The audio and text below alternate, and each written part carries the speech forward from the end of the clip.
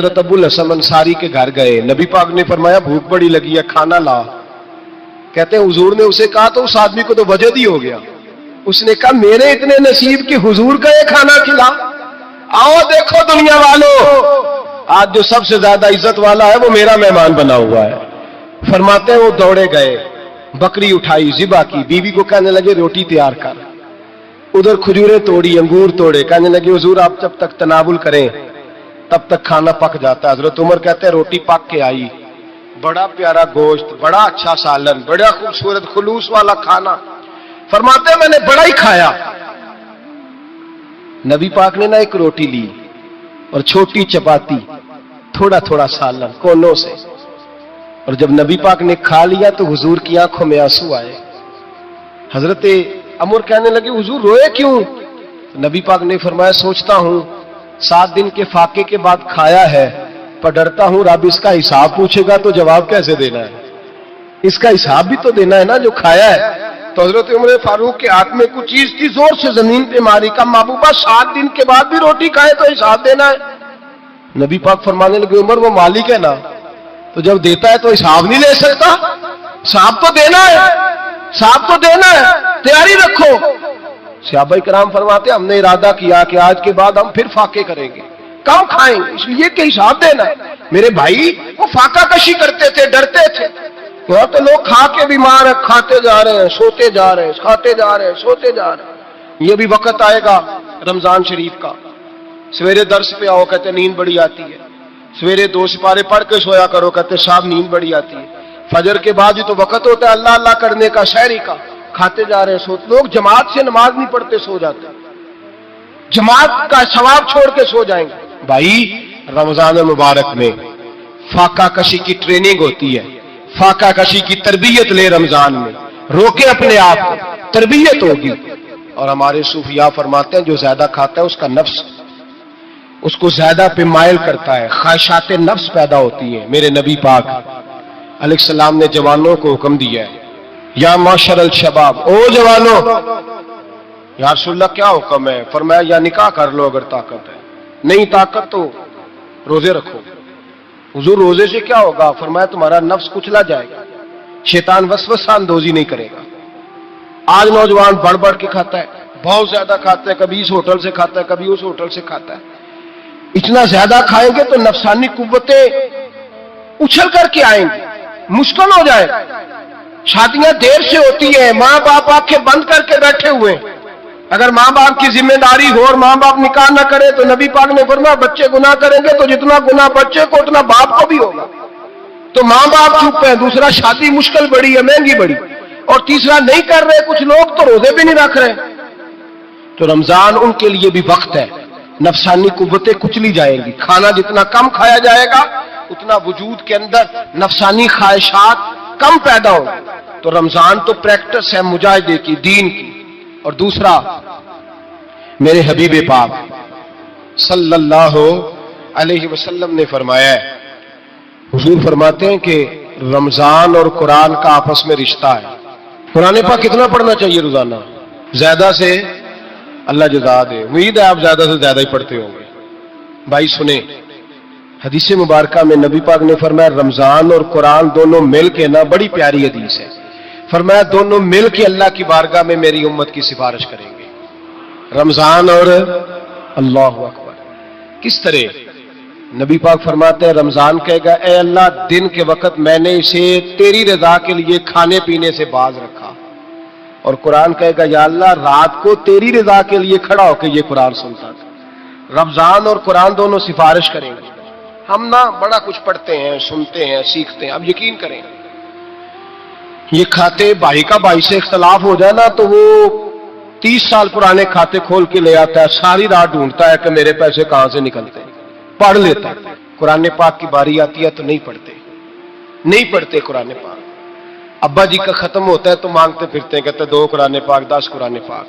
ये बातें बतानी नहीं चाहिए, करनी नहीं चाहिए, लेकिन चूंकि तरबियत के लिए बैठा हूं तो कर देता हूं।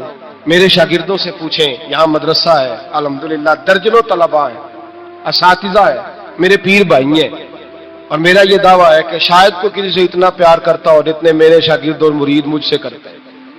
لیکن میں نے کبھی کسی سے نہیں کہا کہ ذرا سورت فاتحہ پڑھ کے دینا، میں نے اپنے ابا جی کو ثواب دینا ہے، پوچھنے کسی سے، کسی سے نہیں کبھی کہا، کبھی نہیں میں نے کہا کہ ذرا مجھے تھوڑا سا قرآن پڑھ دے۔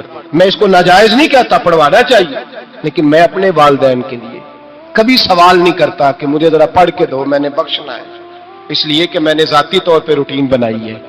میں سمجھتا ہوں کہ کائنات کے اندر میرے اوپر جن لوگوں نے احسان کیے ان میں سب سے زیادہ حصہ میرے ماں باپ کا ہے۔ میں سمجھتا ہوں اس بات، کتنا نالائق ہوں میں کہ میں ایک مہینے میں ایک قرآن پاک بھی پڑھ کے ان کی روح کو احسان نہیں کر سکتا۔ میرا یہ طریقہ ہے ذاتی، میں قدغن نہیں لگاتا، میرا ذاتی طریقہ یہ، الحمد سے شروع کرو اور 2 صورتیں چھوڑ کے قرآن پاک ختم کر دو آخری، اور پھر فلق اور ناس صورتیں ساتھ لے جاؤ۔ یہاں بیٹھ کے سالے ثواب نہیں کرنا، ختم نہیں دلانا، ساتھ لے جاؤ، قبر پہ کھڑے ہو جاؤ اور فلق اور ناس صورتیں قبر پہ بیٹھ کے تلاوت کرو، اور جو قرآن مجید پڑھا ہے ان کی روح کو وہاں احسال کرو۔ او بھائی، اولاد جب ماں باپ کے لیے پڑھتی ہے تو اسے کہنا نہیں پڑتا اللہ بخش دے، اس لیے کہ اولاد کی نیکیاں خود بخود ماں باپ کے کھاتے میں جمع ہوتی ہیں، خود نیکیاں جمع ہوتی ہیں۔ میرے بھائی، تو بچوں سے یہ تو مطالبہ کرتا ہے کہ بیٹا اس سال رمضان المبارک میں میرے لیے ستو ضرور بنانا، فلانی چٹنی ضرور تیار کرنا، یہ کیوں نہیں کہتا بیوی سے کہ ڈشیں کم بنانا، تو بھی بیٹھ کے قرآن پاک پڑھ، میں بھی قرآن پاک پڑھتا ہوں۔ ادھر آؤ بیٹا، یہاں بیٹھ کے تلاوت کرو، میں بھی کرتا ہوں۔ بیٹی ادھر آؤ بیٹھ کے قرآن پاک پڑھو، کتنا وقت لگتا ہے؟ حافظ اور قاری اور علماء اگر پڑھے تو 20-25 منٹ لگتے ہیں قرآن پاک کا سپارہ پڑھنے، اور اٹک اٹک کے پڑھنے والا بھی پڑھے تو 1 گھنٹہ لگ جائے گا۔ اور میرے نبی پاک صلی اللہ علیہ وسلم نے فرمایا جو قرآن پڑھتے ہوئے اٹکتا ہے اللہ اسے ڈبل ثواب عطا فرماتا ہے۔ فرمایا جو زبانی پڑھے سنگل ثواب، جو دیکھ کے پڑھے اسے ڈبل ثواب۔ حضور کیوں؟ فرمایا اس لیے کہ میرا قرآن دیکھنے پہ بھی اللہ ثواب عطا فرماتا ہے، قرآن دیکھنے پہ بھی اللہ ثواب دیتا ہے، دیکھنے کا بھی ثواب۔ رمضان شریف میں قرآن پاک پڑھے، کھول کے پڑھے۔ اور میرے بھائی، اگر تیرا بچہ پڑھے، اگر تیری بیٹی پڑھے، کائنات کا خوش نصیب باپ وہ ہے کہ بیٹا قرآن پڑھے، چاہے ناظرہ ہی پڑھے، جس کی بیٹی پڑھے۔ زندگی میں انہیں اس کام پہ لگا جاؤ، مرنے کے بعد بھی پڑھیں گے۔ امام جلال الدین سیوطی شافعی رحمت اللہ علیہ فرماتے حضرت عیسیٰ قبر کے پاس سے گزرے، قبر پہ عذاب ہو رہا تھا، اللہ کا غضب برس رہا تھا، جناب عیسیٰ استغفار پڑھتے ڈرتے گزر گئے۔ تھوڑی دیر کے بعد، چند گھنٹوں کے بعد گزرے تو اسی قبر پہ پھول کھلے ہوئے تھے، رحمت برس رہی تھی۔ حضرت عیسیٰ علیہ السلام عرض کرنے لگے مولا تو بے نیاز ہے، میری طاقت نہیں تیرے کاموں میں بولنے کی، پر ابھی تو یہاں عذاب ہو رہا تھا، ابھی رحمت برس رہی ہے۔ جناب عیسیٰ کہتے ہیں آواز خدا بندی آئی، عیسیٰ بندہ بڑا گناہگار تھا، پاپی تھا، مجرم تھا، خطا کار تھا، لیکن جب اس کا انتقال ہوا، اس کی بیوی حاملہ تھی، اس کے پیٹ میں بچہ تھا، بچہ اس کے انتقال کے بعد پیدا ہوا، آج وہ 4-4.5 سال کا ہوا ہے، مکتب میں گیا ہے، مدرسہ میں گیا ہے، استاد نے بسم اللہ شریف پڑھائی ہے، فرمایا اس نے توتلی زبان سے کہا ہے بسم اللہ الرحمن الرحیم کا، ایسا مجھے بتلا اس زمین پر وہ معصوم جسے ابھی رحمان اور رحیم کہنا نہیں آتا، وہ توتلی زبان سے مجھے رحمان اور رحیم کہے اور میں اسی زمین پہ اس کے باپ کو عذاب دوں۔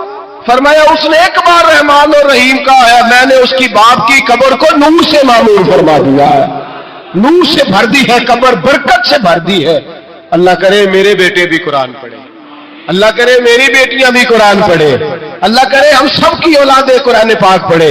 لیکن نا امام اعظم ابو حنیفہ رمضان میں 61 قرآن پاک پڑھتے تھے۔ کتنے؟ 60 ایک، اللہ اکبر۔ ایک قرآن پاک دن میں پڑھتے پورا، ایک رات کو پڑھتے، ایک تراویح میں پڑھتے، 61 قرآن پاک امام صاحب پڑھتے۔ آپ فرماتے میں نے چھوڑ دیے سارے وظیفے، میں صرف رسول اللہ کا قرآن پڑھتا ہوں۔ رمضان سارا قرآن پاک، سارا رمضان۔ اب تو عادت ہی نہیں رہی ہمیں قرآن پاک۔ اگر لوگ ناراض نہ ہو تو محفل نعت ہوتی ہے تو تلاوتیں کتنی ہوتی ہیں، اور نعتیں ہم نے ذوق ہی نہیں بنایا، ذوق ہی نہیں بنایا ہم نے تلاوت قرآن کا، اس لیے کہ قراء علماء فقراء ان کو ہم تیار ہی نہیں کر رہے، ہم تو ایکٹر پال رہے جو پیسے لیتے ہیں نعت خوانی کے، معاذ اللہ۔ او میرے بھائی، کیا قرآن میرے نبی کی نعت نہیں؟ حضرت عائشہ صدیقہ رضی اللہ تعالیٰ عنہ کے پاس صحابہ گئے, کہنے لگے اماں جی ہمیں نبی پاک کا اخلاق بتلائیں. اماں جی کہنے لگی جاؤ جا کے قرآن پاک پڑھو. قال خلقہ القرآن, سارا قرآن میرے نبی کے اخلاق کا ہی نام ہے. یہ ساری نعت ہے, یہ ساری نعت. اس نعت کو سننے لوگ کیوں نہیں آتے؟ اتنا رش میں اپنے نعت میں اتنا تراویح پہ کیوں نہیں ہوتا؟ اور ملت کا جوان یاد رکھے, بوڑھے تراویح پڑھتے ہیں, ضعیف تراویح پڑھتے ہیں, گھٹنوں میں درد ہے تراویح پڑھتے ہیں, بیمار بوڑھے تراویح پڑھتے ہیں, جوان وہاں چوک میں کھڑے. کیا جوانی اس لیے ہے چوکوں میں کھڑا ہوا جائے؟ کیا جوانی اس لیے ہے کہ سعودی عرب جانے کے لیے پاسپورٹ بنانا ہو تو 2.5 گھنٹے کھڑا رہے تو؟ شناختی کارڈ کے دفتر تو کھڑا رہے, پروٹیکٹر کے لیے کھڑا رہے, کافروں کے سامنے کاسا لیسی کرنے کے لیے تو کھڑا رہے, تو نوکری پہ جائے تو ساری رات کھڑا رہے, اور تو قرآن کے لیے کھڑا نہیں ہوتا؟ میرے محبوب نے فرمایا من قام ایمانا واحتسابا غفر له ما تقدم من ذنبه. فرمایا جو رمضان المبارک میں اللہ کی رضا کے لیے گناہوں کی معافی کے ارادے سے قیام کرے گا, راتوں کو عبادت کرے گا, اللہ اس کے پچھلے سارے گناہ معاف فرما دے گا. نوجوان ارادہ کریں, پروگرام بنائیں کہ انشاءاللہ قرآن پڑھنا بھی ہے, قرآن پڑھوانا بھی ہے, سننا بھی ہے, اور انشاءاللہ بولیے سننا بھی ہے اور پڑھنا بھی ہے اور پڑھانا بھی. ہمت کریں, دلیری کریں, آ کے کھڑے تو ہو, اللہ توفیق عطا کرے گا. پہلی بات یہ کہ روزہ رکھیں, دوسری بات یہ کہ قرآن پاک کی تلاوت کریں, اور روزہ رکھیں تو روزے کے سارے حسن سمیت اسے رکھیں. نبی پاک نے فرمایا رمضان غمخاری کا مہینہ ہے, غمخاری کریں. ہمارے زمانے میں 2 قسم کی تکلیفیں ہیں. ایک تو غریب آدمی, اس کا حال یہ ہے کہ وہ مانگتے ہی گزارا کرنا چاہتا ہے. اس نے ہاتھ یوں کر لیا ہے تو اب اس کا یوں ہونے کو تیار نہیں. ضرورت اگر کسی آدمی کو کسی دروازے پہ لے جاتی ہے تو برا نہیں, لیکن سوال کا اپنے اوپر دروازہ کھول لینا یہ ٹھیک نہیں. فاقہ کشی پیدا کریں, حوصلہ پیدا کریں, تھوڑے پہ گزارا کرنا سیکھیں. غریبوں کو بھی اجازت نہیں کہ وہ نکل کھڑے ہوں میدان میں مانگنے کے لیے. ٹولیاں نکلتی ہیں رمضان میں, جتھے نکلتے ہیں خیرات کٹھی کرنے والے. بچیں. میرے نبی پاک صلی اللہ علیہ وسلم نے فرمایا جس نے بغیر ضرورت کے سوال کیا, جب قیامت کے دن آئے گا تو اس کے چہرے کے اوپر گوشت نہیں ہوگا, صرف ڈھانچہ ہی ہوگا. اتنی بھیانک صورت میں آئے, بغیر اشد ضرورت کے سوال نہ کریں, کبھی سوال نہ کریں. اور امیروں سے گزارش ہے کہ رمضان ہمدردی کا مہینہ ہے, ہمدردی کریں تو سامنے والے کی عزت کا بھی خیال کریں. یہ بات درست ہے کہ غریب سیاڑا نہیں ہوتا, اس لیے کہ جس کی جیب میں پیسے نہیں ہوتے بھائی اسے عقل بھی نہیں ہوتی. جس کے گھر کار نہیں ہوتی اسے چلانے کا طریقہ, جس کے گھر اوون نہیں ہوتا اسے چلانے کا طریقہ بھی نہیں آتا. جس کے گھر میں چیزیں ہوتی ہیں اسے چلانا بھی آ جاتا ہے. جدے گھر دانے اور کملے بھی اس کے سیانے ہو جاتے ہیں. تو چودھری صاحب, سیٹھ صاحب, نواب صاحب آٹا تقسیم کرتے ہیں, کھڑے ہو کے فوٹو کھچاتے ہیں, فیس بک پہ دیتے ہیں, اور ایک آٹے کا تھیلا اور 10 اخباروں میں فوٹو. اللہ سے ڈریں, رمضان ہمدردی کا مہینہ, ہمدردی کا. غریب کو دے تو اس کی عزت کو رسوا نہ کرے. میرے نبی پاک علیہ السلام کے صحابی حضرت عبداللہ ابن عمر رضی اللہ تعالیٰ عنہ ڈھونڈ کے لاتے تھے مسکینوں کو, ڈھونڈ کے, اور جب لاتے تھے تو اپنے دسترخوان پر بٹھا کر اپنے ساتھ افطاری کرایا کرتے. اور پھر فرمایا اللہ تعالیٰ نے لن تنالوا البر حتی تنفقوا مما تحبون, اللہ کے راستے میں وہ چیز دینی ہے جو تمہیں زیادہ پیاری ہو. کون سی چیز جو تمہیں؟ میں تھوڑا سا بے باک ہوں, بعض دوستوں کے ساتھ, سب کے ساتھ نہیں. ایک دوست مدرسے میں گھی دینے آئے ایک دفعہ, تو وہ والا گھی دے گئے جو سب سے سستا تھا. تو میں نے کہا مجھے دیانتداری سے بچائے, آپ یہی کھاتے ہیں گھر میں؟ کہنے لگے نہیں. تو میں نے کہا پھر ہم نے بچے مارنے کے لیے تو نہیں نہ رکھے ہوئے, کیا وہ والا گھی اللہ کے راستے میں پیاری چیز دے رہی ہے نا, اس لیے گلے گلے نوٹ لوگ مسجد کے گلے میں ڈال جاتے ہیں, پھٹے ہوئے ڈال جاتے ہیں, کہتے ہیں جوڑ لیں گے مولوی صاحب. اور خدا کے بندے پیاری چیز دینی تھی تو نے, اور تو نے اس کا ترجمہ الٹ کر لیا ہے. سمجھ لے رمضان المبارک میں کسی غریب کی مدد کرنی ہے تو ساتھ اس کی عزت بھی کرنی ہے. نبی پاک علیہ السلام کے دروازے پہ, جب یہ جملہ ایک ہے لیکن بڑا قیمتی ہے, صحابہ کہتے ہیں جب ہم دروازہ رسول پہ جاتے تھے خیرات بھی ملتی تھی اور عزت بھی ملتی تھی. خود بھیک دے خود ہی کہیں منگتے کا بھلا ہو, خیرات بھی ملتی تھی اور عزت بھی ملتی تھی. نبی پاک ساتھ عزت بھی دیتے تھے, مسکین کو غریب کو دیں اور خیر خائی کریں. جوتے بیچنے والے جوتوں کے ریٹ سستے کریں, کپڑا بیچنے والے کپڑے کا ریٹ, درزی صاحب بھی ریٹ سستا کریں, دکاندار بھی چیزوں کا ریٹ, حکیم صاحب پیسے کم لیں, ڈاکٹر پیسے کم کریں, حکومت نرخوں میں کمی کرے, اور یہ کام اجتماعی طور پہ کرے. میرے نبی پاک نے فرمایا رمضان غمخواری کا مہینہ ہے, اس میں غمخواری کرنی ہے, دوسرے کا خیال کرے, اظہار کریں, قربانی کریں. یہاں ہر چیز کا ریٹ بڑھ جاتا ہے رمضان شریف میں. ہر آدمی کہتا ہے میرا سیزن آ گیا ہے, توجہ بڑھائیں, خیال کریں, غمخواری کا مہینہ ہے. اور پھر آپ لوگوں سے یہ بھی گزارش ہے کہ رمضان المبارک کا جب مہینہ آئے تو جس آدمی کے ساتھ نیکی کرنی ہے وقت پہ کریں. کسی غریب کو پیسے دینے ہیں, کپڑے دینے ہیں تو یکم رمضان کو دیں. میں اکثر دوستوں سے پوچھتا ہوں, میں کہتا ہوں قاری صاحب نو جوڑا کدو دیندے ہو؟ کہندے 27 والے دن. میں کہ مینوں لگ گئی سمجھ, تہاڈی سازش ہے کہ جڑے سواں کے پاہ نہ لگے. ایویں مولوی چودھری صاحب دے نال دے کپڑے پا لے تے کتے لکھیا اینوں دینا 27. تسی دسو 27 والے دن کو درزی سی کے دیندا ہے, اونوں 3 گنا بھی پیسے دئیے تے کہندا جڑے باقی نے انہاں دے نہیں بٹن پہ لگدے میرے کولوں, کتھوں جوڑا سی کے. تو کس دن دیتے ہو قاری صاحب کو؟ کیا مقصد ہے؟ پہننے کے لیے دے رہے ہو یا اس لیے دے رہے ہو کہ نہ پہن سکے؟ تو بھائی آپ جب کسی کو کچھ چیز دیں گے تو کب دیں گے؟ جب وہ استعمال کر سکے. غریب کو لوگ فطرانہ دینے جاتے ہیں عید سے ایک دن پہلے, تو کیا کرے گا اس کا؟ وہ نہ تو کپڑے خرید سکا نہ روٹی لا سکا. بلکہ میرے حضرت صاحب فرماتے ہیں رمضان سے پہلے دے دو, رمضان کی نیت کر کے رمضان سے 1-2 دن پہلے دے دو, اللہ رمضان جتنا ثواب ہی عطا فرمائے گا. رمضان سے پہلے دو جس کو کچھ ہے دن, قبل از وقت تیاری کرو. اور میرے قبلہ حضرت صاحب فرمایا کرتے اپنے کپڑے بعد میں, غریب کے بچوں کے کپڑے پہلے, اپنے گھر کی ضروریات بعد میں, غریبوں کی ضروریات. اس لیے کہ اللہ پاک نے ان کا رزق بھی ہمارے گھر بھیج دیا ہے. ہماری ڈیوٹی لگائی ہے کہ تم نے بانٹنا, بانٹنے والے بنو. اور یہ ذہن بنائے کہ پتہ نہیں کس کا حصہ تھا جو اللہ نے میرے گھر بھیجا, یہ ذہن بنا کے بانٹ. اور جس کو دینے جائیں, ہاں آپ کو اجازت ہے تھوڑا بہت پتہ کرنے کی, لیکن تھوڑا بہت تفتیش کرنے کی اجازت, بال کی کھال اتارنے کی اجازت. میں نے دیکھا ہے لوگ غریبوں کا انٹرویو لیتے ہیں, تیرا تو فلانا کمانے والا نہیں, تیرا تو فلاں بچہ. او بھائی بہت سارے غریب ایسے ہیں, بڑے ہیں, جو کمانے کی کوشش کرتے ہیں لیکن ان کا سبب نہیں بنتا. ہاں ہے ایسے لوگ جو سعودی عرب چلے گئے, کہتے ہیں تیرا تو فلاں باہر نہیں گیا, گیا ہے, لیکن سارے سعودی عرب جانے والے بھی مال کمانے کی طاقت نہیں رکھتے. کئی وہاں بھی بیٹھ کے بیچارے قرضوں میں الجھے ہوئے ہیں, وہاں والوں کے ظلم کا شکار ہے, بہت ساری آزمائشوں میں. تو تفتیش کرتا ہے. میرے امام شافعی کا ایک جملہ اگر آپ کو یاد رہ گیا تو بات بن جائے گی. امام شافعی رحمت اللہ, بلکہ حضرت غوث اعظم جیلانی کے پاس وہ بات آپ کو زیادہ فائدہ دے گی.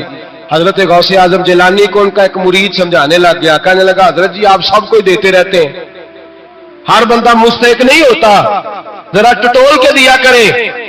تو غوث اعظم جیلانی فرمانے لگے بھائی مجھے تو لگتا ہے تو بھی ان چیزوں کا مستحق نہیں تھا جو اللہ نے تجھے عطا کر دی ہے. پہلے تو بتا تو مستحق تھا, تجھے اپنی حیثیت و اوقات کا پتہ ہے جو اللہ نے تجھے دے دی ہے؟ طاقت تھی, کوالٹی تھی, تیرے اندر وہ صلاحیت تھی. رب نے تو نہیں تیری تفتیش کی کہ تو قابل ہے کہ نہیں, تو اللہ کے بندوں کی تفتیش کرتا پڑتا ہے. امام شافعی فرمایا کرتے, امام شافعی فرماتے رب تجھے پرکھ کے نہیں دیتا, ٹٹول کے نہیں دیتا, رسوا کر کے نہیں دیتا, تو غریبوں کے ساتھ یہ سارا ظلم کیوں کرتا ہے؟ بس پتہ چل گیا وہ ضرورت مند ہے تو دے. اس لیے کہ اجر تجھے غریب نے نہیں دینا, اجر اللہ نے دینا ہے. اور اللہ اجر عمل پہ نہیں دیتا, اللہ تو نیت پہ اجر عطا فرماتا ہے. تو نیت دیکھ تیری کس طرح کی. تو میرے بھائی غریب کو دیں, قبل از وقت دیں. رمضان مبارک میں چوتھا کام, بات آخری اور چوتھا کام سنیں, رمضان میں دین سیکھیں.